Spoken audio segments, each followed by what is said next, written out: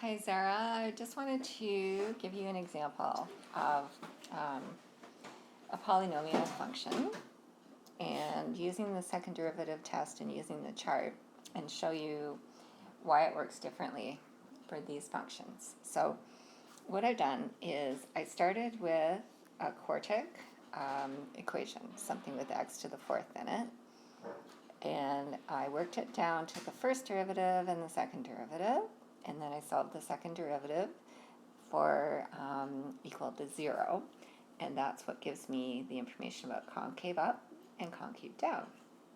And so it turns out that there are 2 points that we would call our points of inflection. There's one at x equals 0 and one at x equals 2, and this graph is changing concavity at these points, but we don't know if it's going from down to up or up to down until we test. So the way that your prof would do this, according to the chart that you showed me, would be they would go down the side here and they would put in how many categories here? Just let me make sure I get this right. Okay.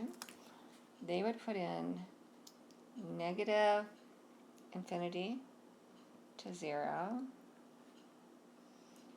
They would put 0 to 2, and they would put 2 to positive infinity. Because we know what's happening exactly at x equals 0 and x equals 2, so we don't need to include those in the chart.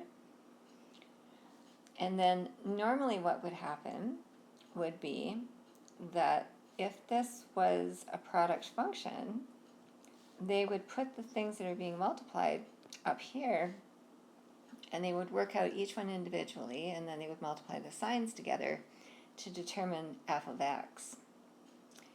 And so I'm going to make an f of x column here, and I'm going to put like a little therefore here. And what your prof would do would be to put the 2 parts of the function in the first 2 columns. With a polynomial function, the only way you can do that is if you can write it in factored form. So we'll go back to that in a minute, because if you had your second derivative in a polynomial form like this, where the 2 terms are being added or subtracted, then this is not going to work. You can't just put x squared minus 2x in the columns, okay? So what I'm going to do first is I'm going to jump over to f of x, because if it's in this form, and you can do this all the time, this works for every function, all you need to do is pick a number in this range between negative infinity and 0, so let's say like negative 1, and put it into your second derivative. So in this case, I would have negative 1 squared minus 2 times negative 1, and that is positive 1 plus 2, which is positive 3, so it's positive. And so then we would know that this function is positive or concave up in that range. If I move on to 0 and 2 for my range, then I'm going to choose an easy number in the between, like 1, and I'm going to substitute that into my second derivative. I would have 1 squared minus 2 times 1, and that's a negative. And so that means, therefore, concave down. And then for the range 2 to infinity, I might pick a small number like 3. I would get 3 squared is 9, minus 2 times 3, which is 6, and that's a positive. And so therefore, that is concave up. So for a polynomial function, or any function, so this rule is gonna work for you for every function if you do it like this, okay? Then you can get concave up, concave down, concave up, and that makes sense that you're switching out at the points at 0 and 2 that are in between here and here. If you are trying to do it using Ben's method, then the only thing you can put in here is the factors. things have to be multiplied like they are here after we factored it in order for that trick to work. So if I choose minus 1 for x, it's negative. If I choose minus 1 for x minus 2, it's also negative. A negative times a negative equals a positive, and that would work. If I'm in between 0 and 2 and I choose like a positive 1, then positive 1 for x is going to be positive, and positive 1 for x minus 2 is a negative, so a positive times a negative is a negative. That's how I got that, and that works again.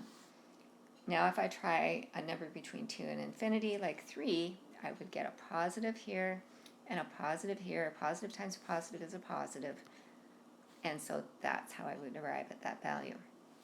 So what I'm trying to explain is that with any function, if you just use this column and you get positive or negative, you're fine because you're evaluating the whole second derivative at those values. If you have a function that can be written as a product or a quotient, then you can break it up and make the math easier, which is what he's trying to do there. And then you just look at the signs and decide whether it comes out positive or negative when you multiply those signs together. The only time that this isn't going to work is if you take this and this as two separate terms and put them in these columns, because they're not being multiplied, they're being subtracted, and it's not going to work. So either write your second derivative as a product, so this is written as a product of factors, okay, so that's good to go into your chart and do the columns separately, or go back to your first derivative,